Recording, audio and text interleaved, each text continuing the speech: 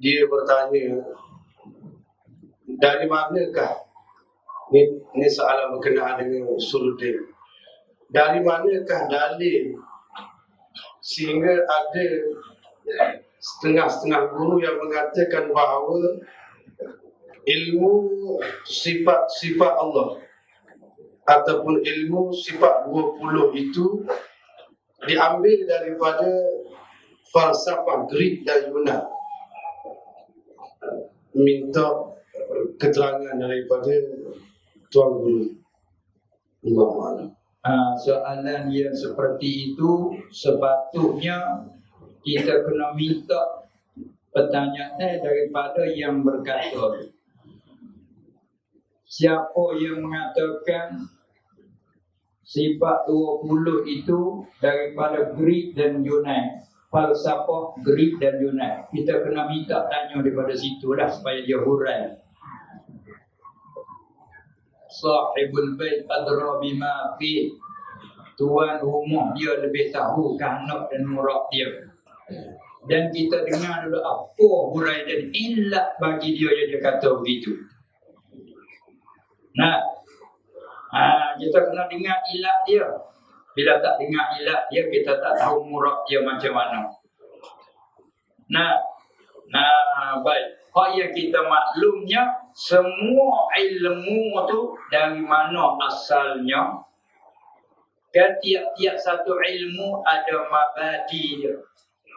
Sebab itu kita nak masuk pada satu-satu ilmu, mesti kita kena tahu dulu mabda, supaya kita masuk dengan jalan ala basirah, atau jalan nyata terang macam duk dalam laku yang begini juga. Kalau kita tak tahu mabda dia, nanti ikut saja orang kata.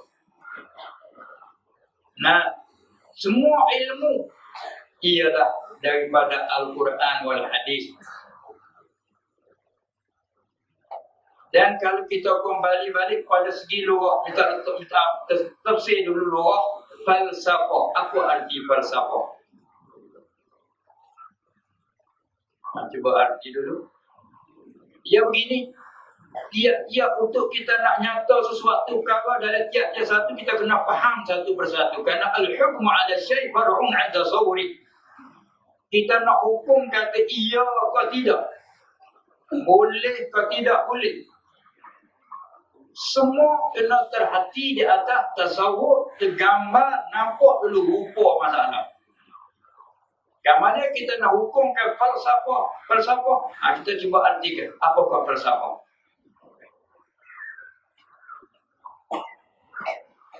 Berarti dulu falsafah.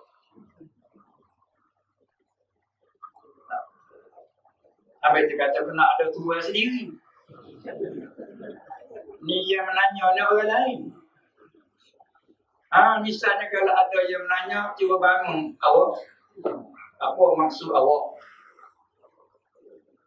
Kalau kita jawab, murak dia kot lain. Tak ada. Sebab tak apalah. Kita nak tahu kata apa arti falsafah. Siapa dia pandang arti falsafah ke apa? Kalau tak aku buat arti falsafah, tak ada jawab. Kalau gambaran tak nyata, orang nak buat pasport lagi kena buku semula. Gambar tak nyata. Tak ada kan? Orang nak gambar, mari gambar tak nyata, buat lain.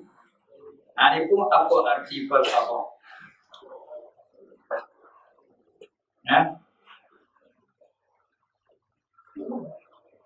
Kalau tak ada arti itu, kenapa balik tanya balik pada orang yang mengatakan falsafah tak apa ni? Kau dah tahu ke apa? Cuba.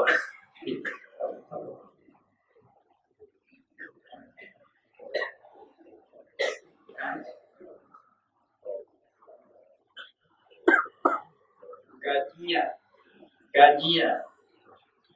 Maknanya falsafah itu adalah kajian akal. Baik. Kajian tu pula dah. Kalau kita bahasa kita lagi ke apa kajian?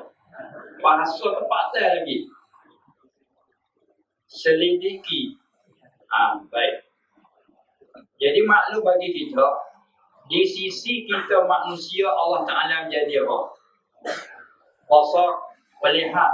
Dengannya lah dapat kita lihat segala warna-warni. Di kita manusia, Allah jadi sifat sama. Dengan dia kita dapat dengar. Macam kamu semua dah dengar suara lalui pendengar. Maka semua ini kita isnadkan kata mata kepala.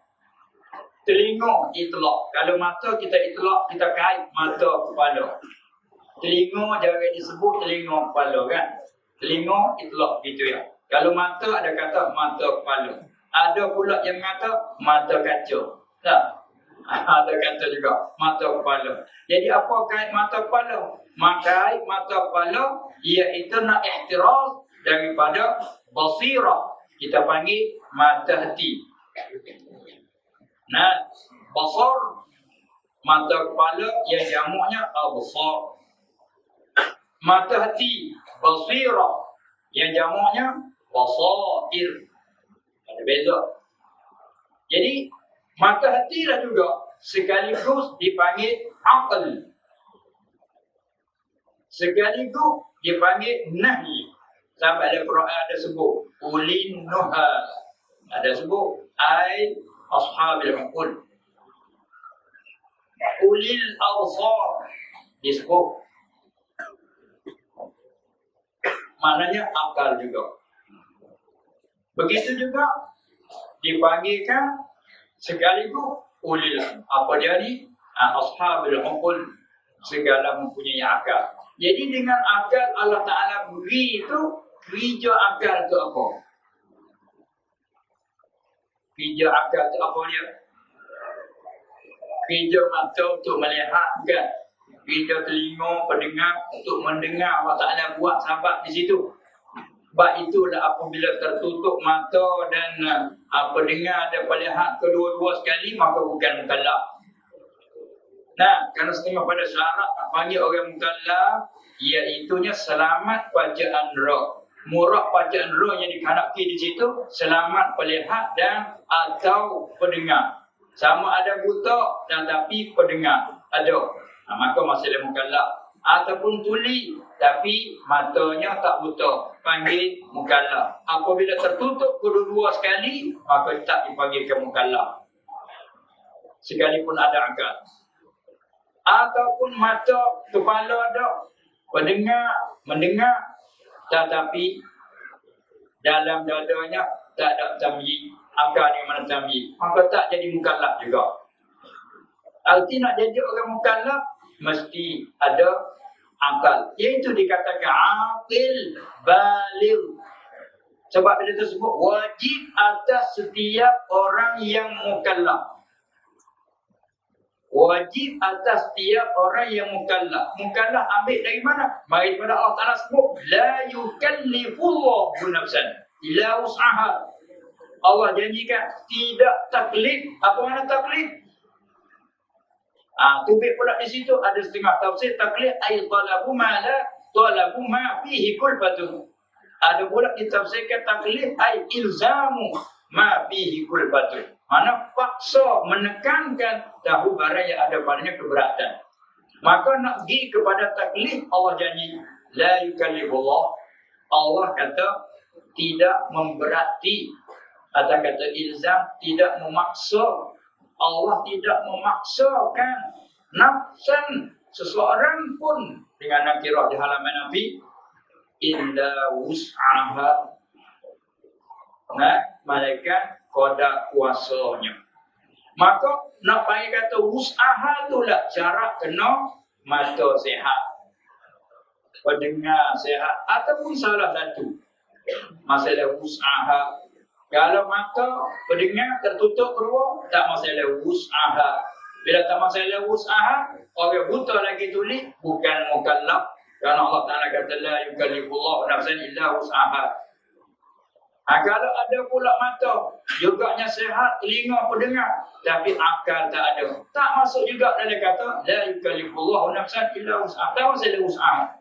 Kalau itu nak panggil orang mukallaf dengan bahawa aqil baligh. Maka apa aqil? Yang berakal. Apa yang berakal? Ia ada pemikiran. Bila ada pemikiran, dia boleh fikir, dia boleh kaji. Kemudian kita mengaji sifat adanya Allah, sedianya Allah, esanya Allah. Itu kita tengok nampak tak dengan mata kepala Allah. Jawab tak nampak. Dan kita pernah dengar ke tak? Suara kan katakan daripada Allah tu. Tak juga. Dia dengar hanya kalam Allah. Yang lafaz Quran. Kemudian, hak yang kita tak nampak tengok tak apa dia. Segala tanda-tanda ataupun makhluk kejadian dia. Setengah-setengah kejadian yang dia berjadi. Bila kita tengok dengan sekadar tu saja, kita dah tengok hari-hari. Dan kita duk dengar, selalu duk dengar. Dan kalau sekadar tengok dan sekadar dengar tu semua nampak dan dengar tu berimik, tak ada yang pupuk datang dunia ni. Tapi ada yang pupuk, sedangkan sehat akalnya, sedangkan sehat matanya. Inilah menunjukkan bahawa satu daripada dalil yang nak pergi kepada situ ialah apa yang kata daripada akal. Kalau tak ada akal, maka tak wajib mula. Ada akal tak fikir, supaya tak ada akal. Sebab itu Allah Ta'ala kata, ulaika kal an'am bal hum adallu. Mari daripada mana? Mari daripada lahum qulubun la yafqahuna biha. Ada akal tapi tak faham. Itu dijawab ke belakang. Seperti an'am. Bahkan lebih sesat daripada an'am lagi. Kerana an'am dia tak ada akal di mula lagi. Kita ni ada akal tapi tak fikir. Itu menyebabkan seperti binatang bahkan lebih sesat daripada binatang. Berarti akal suatu perkara. Dan kita tengok pula ayat Allah Subhanahu Wa Taala.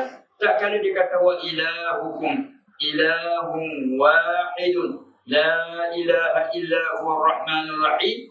Kita dah masyhur dengan kita dah dengar awak mirip ayat tu bukan? Wa ilahukum ilahum wahidun kan? Katanya apabila turun ayat itu, Tuhan yang kamu berhak disembah itu, yakni sembahan kamu itu ialah sembahan yang satu. Maka ayat itu tuju kepada siapa asalnya? Tuju kepada kaum musyriki. Kamu asal kepada musyriki. Apabila diturun ayat kata sembahan kamu ialah sembahan yang satu. Dia faham bahasa. Sebab kata ilah tak sama dengan kata Rabb. Rabb itu mana Tuhan yang menjadikan, yang mencipta, yang memiliki, yang mempunyai. Umum makna luas. Manakala ilah dengan mana makhluk. Makhluk mana ma'bud. Ma'bud bihaqqin. Arti wa ilahukum, mana sembahan kamu yang sebenar hanyalah wa ilahu wahidun. So ya. Apabila orang musyrikin dengar ayat tu, dia seolah kita bercakap pasal Pak kita tak puas hati. Tak memuas hati dia dengar. Sebab apa tak puas hati? Kerana tersentuh perasaan dia dan tersentuh dengan kehijaan dia. Sebab apa? Sebab mereka itu walaupun dia mengaku Rabbil Alamin wallah, bila ditanya siapa menjadikan langit bumi, dia jawab Allah. Siapa memperjalankan matahari dan bulan, dia jawabnya Allah. Tentang menjadi, tentang apa dia menghidup mati, dia jawab Allah. Tapi apabila sembah, bila dia puja, maka berapa dia sembah. Lalu itu ayat pun kata, Tuhan sembahan kamu itu ialah Tuhan yang esa. Maka sentuh bila dia sembahannya, maka dia tak puas hati. Walau dia faham daripada ayat, lebih faham pada kita orang daripada bahasa Arab. Dia faham bahasa. Bila dia faham bahasa, tersentuh dengan perasaan dia. Lalu dia minta dalil. Mana dalil kata Tuhan esa? Sedangkan dia Arab, dia luar fasih. Quran turun dia dulu yang dengar kita ni bukan main jauh masanya. Dia dengar, faham selalu. Bila dia faham, maka dia tak puas hati kerana Tuhan yang mustahak disembah hanya satu. Itu dia nak pada dalil. Mana dalil kata so? Lalu dia minta dalil mana so? Turun ayat lain pula. Katanya, yang dua ayat. Inna fi khalqis samawati wal ard واختلاف الليل والنهار والفلك التي تجري في البحر بما ينفع الناس وما أنزل الله من السماء من ماء فأحيا به الأرض بعد موتها وبث فيها من كل دابة وتصريف الرياح والسحاب المسخر بين السماء والأرض لآيات لقوم يعقلون. Apa ayat itu? Sesungguhnya pada kejadian langit dan bumi. Jadi orang musyrikin mengaku kata langit bumi Allah menjadi. Tak ada kena dakwah dia, tak ada kena ajak dia, tak ada kena berdalil bagi dia kata Allah menjadi. Sahabat dikatakan pada menjadikan langit bumi. Wakhtilafil laili wan nahar, dan silih berganti malam dan siang. Tengok habis siang, timbulnya malam, datangnya malam. Begitulah malam siang. Ikhtilafil laili wan nahar. Dan pada bahtera kapal yang selalu berlari berlayar di atas air. Tajri al-bahr, di dalam air laut. Bukan saja berlayar dengan kosong, ada pula muat-muatan. Daripada sana ke sini. Cuba tengok. Kemudian pergi pula. Dia air yang turun daripada langit. Dengannya lah. Menghidupkan, melahirkan beberapa rezeki. Dan juga lagi pulaknya. Wasahabil wa tasrifil riyah. Dan mengumpulkan, memalingkan angin. Daripada utara ke selatan, dari selatan ke utara dan sebaliknya dan sebagainya. Dan lagi pula wasahabil musakhar bainas samai wal ardh. Tengok pula awan-awan. Semua tu kalau kita tengok dengan mata kepala, kenapa? Maka semua itu la ayatin. Bukan Allah Ta'ala pergi dengan tauqid inna. Mari pula dia isim muakhar dia tu. Mari dengan la ayatin. Tidak kata ayatin saja. La ayatin. Walha Arab dia cukup kerti, cukup faham di segi tu. Tapi dia tak, dia syak tentang usahanya yang mustahil semua. Kan dia tak semua sejak daripada turun-menurun lagi.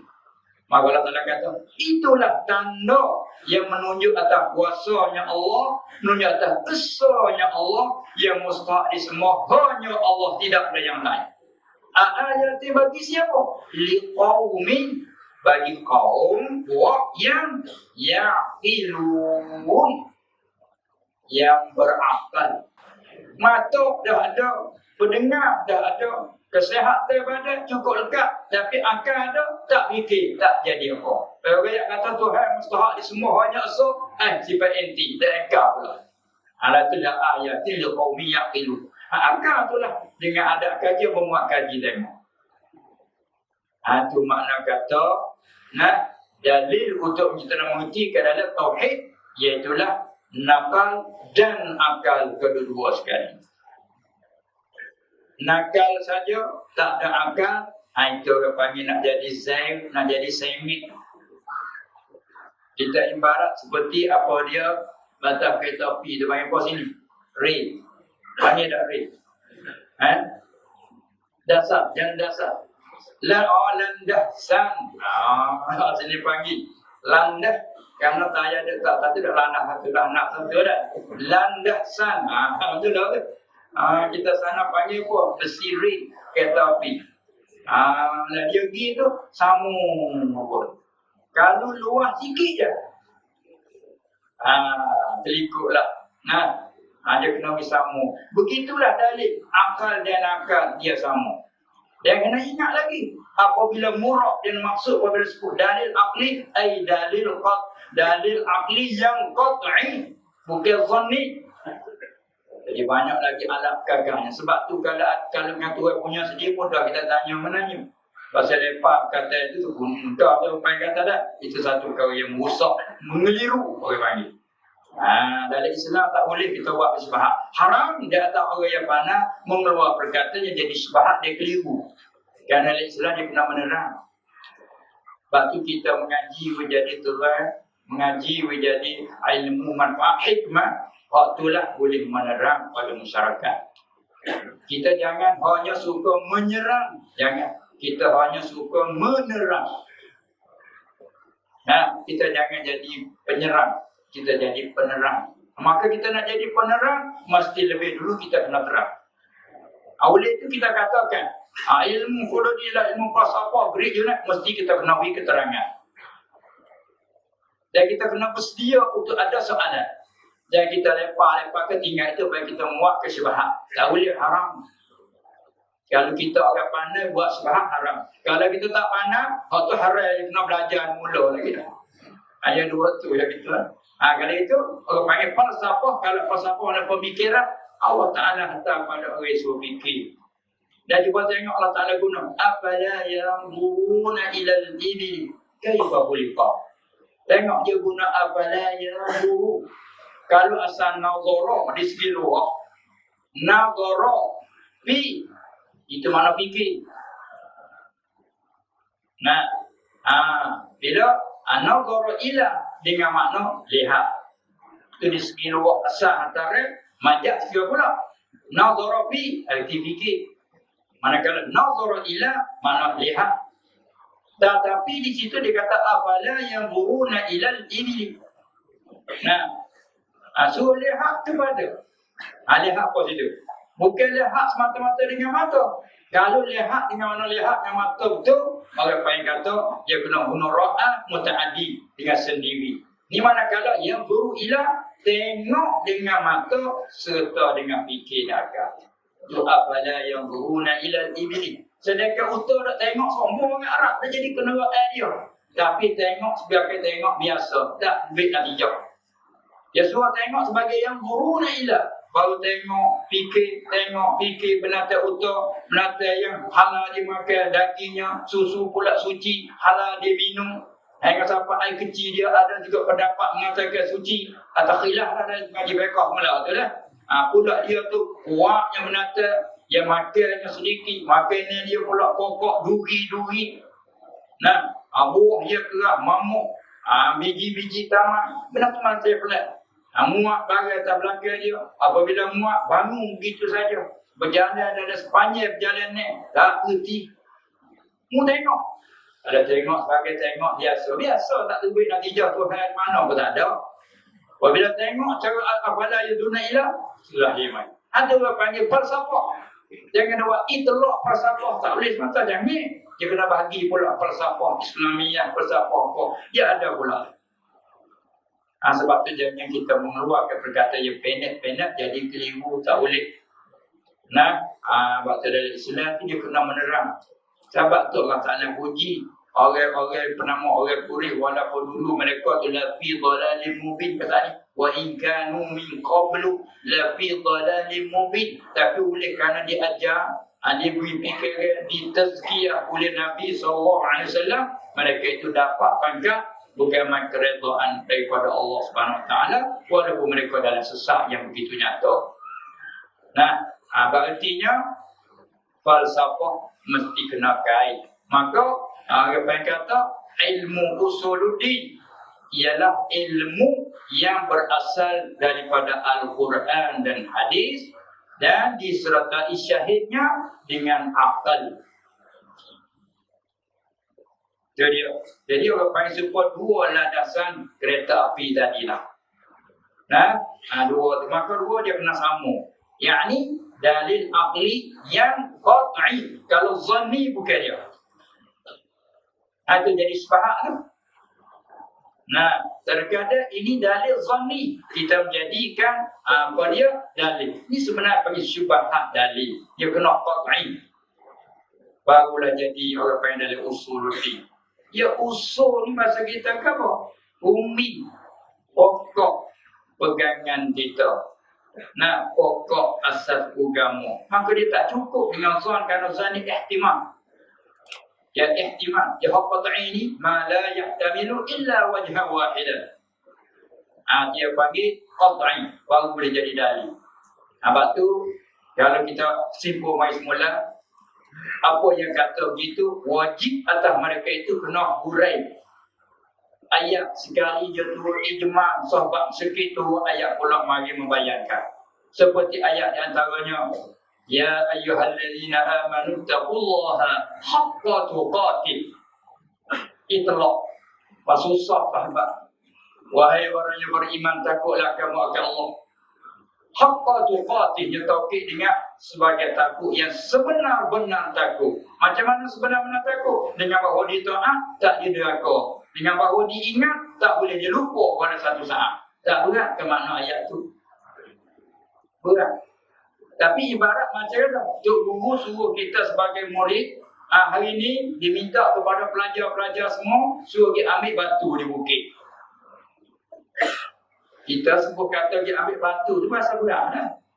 Ada batu di masa dia berat. Kita tak pandang nak gamuk dengan akal. Nak fikir takut jadi falsafah. Pada makna ke mana? Jadi betul tak benar selalu lah. Dia kata semua pelajar hari ini minta dia ambil batu di bukit. Tu, lapar banyak tu yang dengar di telinga. Kalau kita tak ada akal nak fikir nak kira mana. Itulah apabila turun ayat ittaqullaha haqqa tuqatih. Siapa lemah, sahabat lembut itu. Bagaimana berat siapa boleh tanggung ni? Mari ayat lain pula mentafsirkan ijma' dalam ayat tadi. Wattaqullaha mastata'tum. Mereka di belakang ayat ni. Mutakutlah ke Allah mastata'tum, barang kuasa kamu. Apabila main kata yang kedua, kamu semua pelajar semua mana ada, hendaklah dia ambil batu dari bukit. Ambil qadar mampu dan qadar kuasa. Kalau kita kata ni qadar roh, baru faham. Kita kuasa sekadar mana batu besar itu kuasa. Boleh. Orang ni besar lagi, boleh qadar kuasa, barulah senang. Ini ayat ni pula mari menerangkan ayat ni. Sebab kena itlaq tak boleh. Ilmu usuluddin falsafah Greek tu itlaq. Mana ayat mujmal? Bila tak ada ayat mujmal, perkataan itu ditawakufkan. Itu kaedah. Sebab tu kita mengaji kena ada kaedah. Tak ada kaedah tu dah jadinya. Kalau tak ada kaedah, kalau tak ada asas, buat macam buat rumah, eloknya, besarnya, tingginya, tapi asas di bawah tak ada. Tak banyak hari betul. Sebab tu kita pernah mengaji ada asas. Orang nak buat rumah batu, bukan main asas dah ada. Habis berjuta-juta, meliung-liung. Waktu kamu saja dia tanah. Tapi kamu saja dia tanah pun, yang nak naik ni, hukum di atas tu dipanggil usul asas. Asas rumah tu dia. Tengok pula tempat tanah ni perlu kepada tapak luar mana. Dia pula kena pakai jagung pula dah. Tu atas bijak pandai tukang nencang tu lah. Maka itu kadang-kadang waktu habis banyak. Berjuta-juta habis buat tapak saja. Maka bila tapak kukuh, binakanlah naik jelah puluh-puluh lapis. InsyaAllah selamat. Kerana tapak kukuh. Tapi orang sekarang dia suka mengelak, mencantikkan binaan saja. Rupanya besar, lawa, ayat sana kata, comel, elok, cantik. Dengan hias-hias, siapa tengok macam. Tapi asal macam mana di bawah. Tak ada asal yang dia betul. Begitulah dalam pengaji agama, tak ada kaedah, tak ada asas, itulah jadi betul. Dengan itu dinasihatkan kepada saudara-saudara kita yang kalau nak mengeluarkan perkataan satu, jangan kita mengeluarkan perkataan yang mengeliru. Dan yang kedua, kalau kita mengeluarkan perkataan yang mengeliru, mesti juga di atas kita kena menerangkan satu persatu. Dan begitu juga apabila kita nak ambil sesuatu, mesti kita kena ada kaedah. Kaedah dia ada aghlabiyah, kaedah aksariyah, dia ada pula kaedah zanniyah dan qat'iyah. Yang bagi jadi dalil-dalil usuluddin ialah kena dalil qat'i, dalil zanni tak sahih dalil. Itu bagi syubhat dalil. Kalau nak kata falsafah tak apa, falsafah dia perlu fikir. Ada akal, kerja akal. Tengok, fikir. Tengok, buat kajian. Kajian ke mana? Kajian ada Usuluddin untuk sampai kepada Allah. Wa batahu ilaihi ila Allah. Ay ila Allah. Ya ayyuhan nasu taqullah haqqa tuqatih wa batahu ilaihi al-wasilah. Kamu tuntutkan wasilah kepadanya, kepada Allah. Sebab dalil zani dia tak di situ dia iklan. Itulah dalil Usuluddin maksudnya dalil qat'i. Dalil naqli pun yang qat'i. Dalil aqli pun yang qat'i. Ya ada kaitan lagi jadi waktu itlaq anda. Itulah di antaranya. Lagi